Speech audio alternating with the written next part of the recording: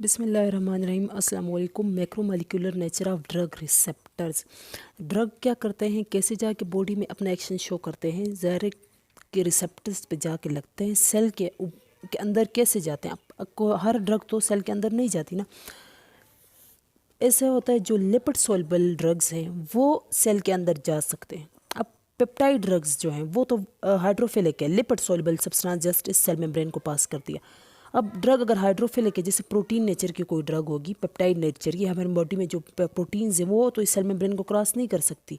तो वो क्या करती, वो इधर बाहर ही रिसेप्टर्स के ऊपर रिसेप्टर्स को सिग्नल देती है, और फिर ये वाले रिसेप्टर्स क्या करते हैं, जाके अंदर कोई एक्शन जो है शो करना होता है वो ये करता है। कैसे करता है इसको हम लोग आगे स्टडी करेंगे। अब और जो दूसरे हाइड्रोफिलिक अपना इस तरह एक्शन शो करते हैं, जो लिपोफिलिक वो खुद जाके सेल के अंदर एंटर होते हैं। इसके रिसेप्टर्स सेल के अंदर है या इसके रिसेप्टर्स जो है वो न्यूक्लियस के ऊपर है, जो लिपोफिलिक सब्सटेंस है। तो ड्रग जो है वो रिसेप्टर्स पे कैसे ड्रग जो है कैसे अपना एक्शन शो करता है, या तो अंदर जाके या ऊपर रिसेप्टर्स के ऊपर जो है वो एक्ट करके अपना एक्शन शो करता है। तो ये रिसेप्टर्स हैं, ये क्या है, ये मैक्रोमोलिक्यूल्स हैं, ये एक्चुअली प्रोटीन्स हैं। प्रोटीन्स एक्चुअली ये क्या है, प्रोटीन्स है, जिसके ऊपर जो ये ड्रग है वो एक्ट करता है। इसमें क्या लाता है, रिसेप्टर्स जो है ना, इस मस्ट ये है ना कि इसमें कोई कन्फर्मेशनल चेंज आए। जिस चीज़ में कन्फर्मेशनल चेंज आएगी ना वो क्या है, ड्रग का रिसेप्टर। अब एल्बुमिन है, एल्बुमिन क्या करता है, ड्रग को कैरी करता है। जो लिपोफिलिक्स जो ड्रग्स हैं वो ज़ाहिर प्लाज्मा में सॉल्युबल नहीं है, तो ये क्या करता है, ड्रग को अपने साथ बाइंड करके कैरी करके लेके जाता है ना जहाँ पे इसने जाना होता है। तो एल्बुमिन के साथ अब ये ड्रग अटैच है, तो क्या ये एल्बुमिन इसका रिसेप्टर है? नहीं, क्योंकि यहाँ पे ये ड्रग इसमें कोई कन्फर्मेशनल चेंज नहीं ला रहा, कोई चेंज नहीं आ रहा, जस्ट अटैचमेंट है। तो ये एल्बुमिन जो है वो यहाँ पे रिसेप्टर नहीं है। रिसेप्टर के लिए मस्ट क्या होना चाहिए कि इसमें कोई ना कोई चेंज आए, कोई कन्फर्मेशनल चेंज आए, कोई जो है चेंज आए और ये अपना चेंज शो करे, तो उसको हम बोलते हैं रिसेप्टर्स। रिसेप्टर्स क्या है, एक्चुअली रेगुलेटरी प्रोटीन्स हैं। अगर इसके साथ रेगुलेटरी का वर्ड यूज़ किया हुआ है कि इसमें क्या है, कन्फर्मेशनल चेंज है, ये क्या करती है, सिस्टम को रेगुलेट करती है रिसेप्टर्स। हमारे पास ऑर्फन रिसेप्टर्स का वर्ड यूज़ हुआ है। ऑर्फन रिसेप्टर्स, ये ऑर्फन रिसेप्टर्स क्या है, ऑर्फन रिसेप्टर्स जो हैं वो रिसेप्टर्स हैं, ऑर्फन रिसेप्टर्स जिसके लिगेंड्स का अभी तक हमें पता नहीं, जिसके लिगेंड्स अभी तक क्या है, अननोन है, तो उसको क्या नाम दिया गया है, ऑर्फन रिसेप्टर्स, जिसके लिगेंड्स का अभी तक पता नहीं है। तो मैंने क्या कहा, जिस चीज़ के ऊपर ड्रग एक्ट करे और वो कोई कंफर्मेशनल चेंज उसमें आए, कोई चेंज शो करे, उसको हम लोग बोलते हैं रिसेप्टर्स। तो हमारे पास रिसेप्टर्स मस्ट ये नहीं है कि रिसेप्टर्स जो है वो एक सेल के ऊपर ये लगे होंगे तो ये रिसेप्टर्स है, नहीं।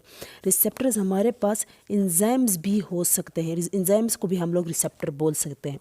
रिसेप्टर्स हमारे पास ट्रांसपोर्टर प्रोटीन्स भी हो सकते हैं, ट्रांसपोर्टर्स भी हो सकते हैं। ट्रांसपोर्टर्स क्या है, प्रोटीन्स है ना।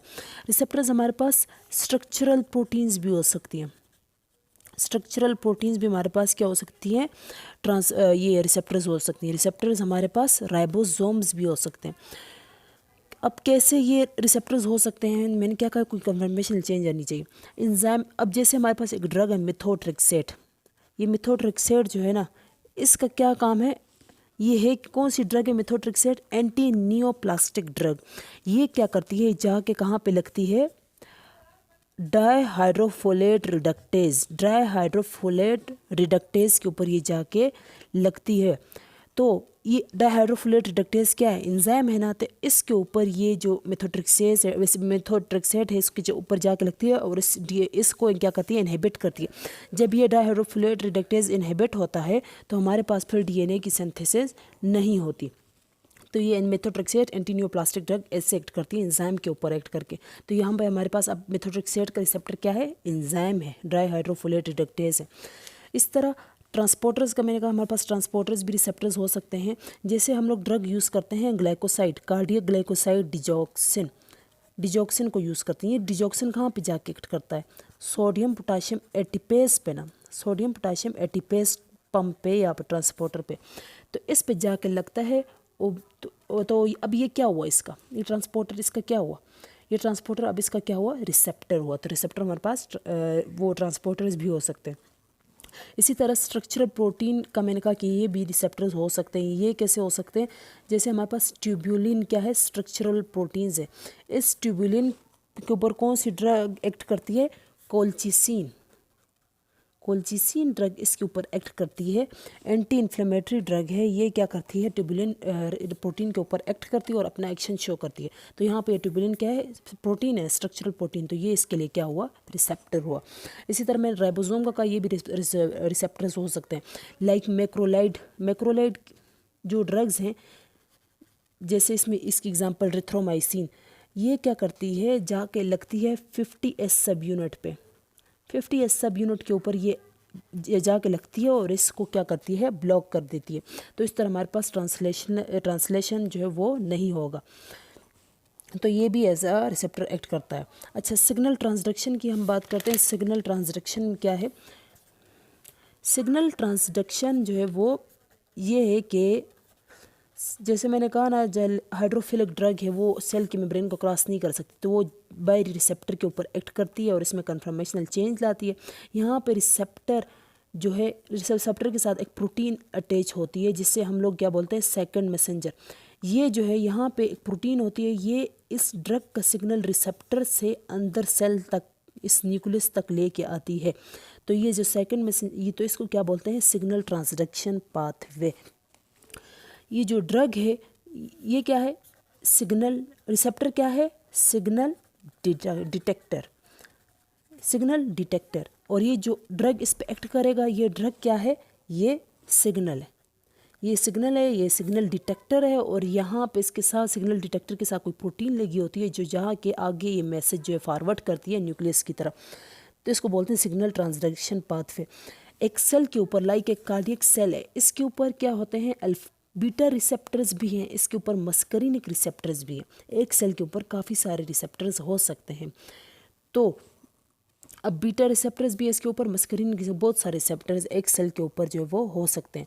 और ये जो ड्रग जब एक्ट करती है सेल के ऊपर और ये अपना एक ना एक रिस्पॉन्स शो करती है, तो ये रिस्पॉन्स किस चीज़ पर डिपेंड करता है? मैग्नीट्यूड ऑफ, जितने ये ड्रग और सेल का कम्प्लेक्स बनेगा रिसेप्टर्स का, जितने ज़्यादा ड्रग इन रिसेप्टर्स पे आके एक्ट करेंगे उतना ज़्यादा इसका क्या होगा? रिस्पॉन्स होगा। तो magnitude of response, magnitude of cellular response, एक सेल का रिस्पॉन्स जो वो किस चीज़ पे डिपेंड करता है? Number of drug receptor complex पे। जितने हमारे पास ड्रग रिसेप्टर कम्प्लेक्स ज़्यादा होंगे उतना सेल का रिस्पॉन्स क्या होगा? ज़्यादा होगा। अच्छा, मैंने कहा ना ड्रग रेगुलेटरी प्रोटीन जो है वो रिसेप्टर्स हैं, वो वो क्या करती हैं? कन्फर्मेशनल चेंज उसमें आता है, उसके बाद पूरे सिस्टम को रेगुलेट करती है। ड्रग जाकर रिसेप्टर्स पे एक्ट करता है, तभी कोई ना कोई काम होता है। लेकिन हमारे पास अब जैसे एंटासिड है, ये भी क्या है? ये भी कोई ना कोई एक्शन शो करती है ना।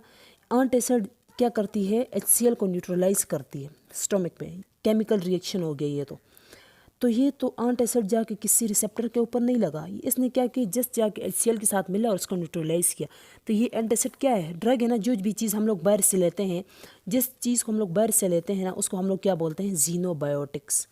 तो एक्सोजीनस सब्सटेंस को जीनोबायोटिक्स बोलते हैं। और ये जो जीनोबायोटिक्स जो सब्सटेंस जो हम लोग बाहर से लेते हैं, चाहे वो इंसुलिन है, चाहे वो लिपिड्स हैं, स्टेरॉइड्स हैं, कुछ भी है, उसको हम लोग ड्रग बोलते हैं। जो कोई ना कोई एक्शन आके बॉडी में शो करे, फार्माकोलॉजिकल एक्शन, उसको हम लोग क्या बोलते हैं? ड्रग बोलते हैं। तो एंटासिड का यहाँ पे कोई काम है, पर ये किसी रिसेप्टर पे तो एक्ट नहीं कर रहा। तो इसलिए मैं ये कह रही हूँ कि मस्ट नहीं है कि कोई ड्रग आए और रिसेप्टर के ऊपर ही लग कर काम करे।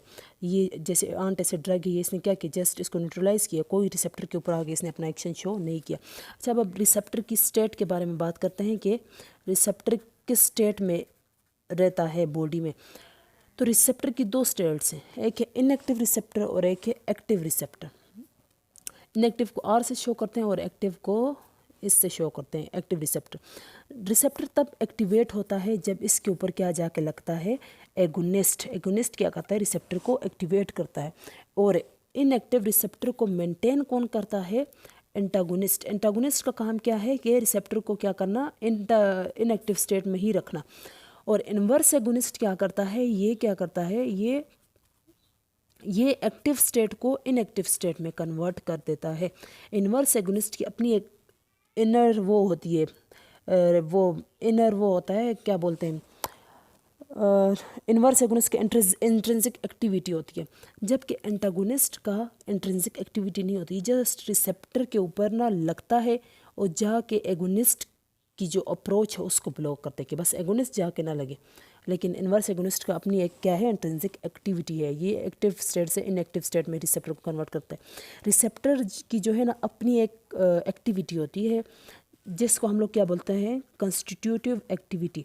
ये वो एक्टिविटी है इन रिसेप्टर्स की कि ये जो रिसेप्टर्स हैं इनके पास मतलब थोड़ी कोई वो होती है, मतलब थोड़ा बहुत ये क्या है, एक्टिव स्टेट में है। एगोनिस्ट जब लगता है इसके ऊपर तो ये फुल एक्टिव स्टेट में चला जाता है। तो ये जो थोड़ी बहुत एक्टिविटी इसके पास होती है रिसेप्टर की, जिसे कंस्टिट्यूटिव एक्टिविटी बोलते हैं, इसको कौन ख़त्म करता है, इसको इन्वर्स एगोनिस्ट ख़त्म करता है। एंटागोनिस्ट इस थोड़ी सी जो एक्टिविटी रिसेप्टर के पास है उसको जस्ट क्या करता है, एगोनिस्ट की अप्रोच को ब्लॉक करता है, जबकि इन्वर्स एगोनिस्ट क्या करता है, इसके पास जो थोड़ी सी एक्टिवेशन होती है रिसेप्टर के पास उसको भी क्या करता है, इनएक्टिव स्टेट में लेके चला जाता है।